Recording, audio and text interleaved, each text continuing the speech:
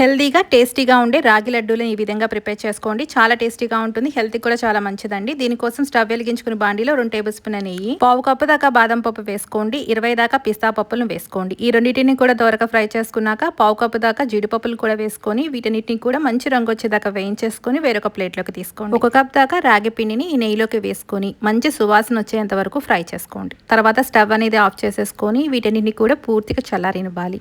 Mixie జార్లో ముందుగా వేయించి పెట్టుకున్న బాదం పిస్తా అలాగే జీడిపప్పులను వేసుకొని దీంట్లోనే 3 దాకా యాలకులు వేసుకొని మెత్తగా గ్రైండ్ చేసుకోండి.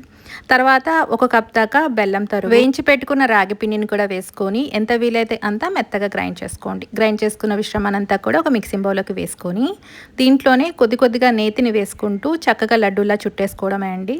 చాలా చాలా టేస్టీగా ఉంటుంది. సున్నుండలు తిన్న ఫీలింగే వస్తుందండి. ఎక్కడ కూడా రాగి పిండితో చేసుకున్న ఫీలింగే ఉండదు. మీరు కూడా ఒకసారి చూసి ట్రై చేసి ఎలా వచ్చిందో కామెంట్ చేయండి. Thank you for watching.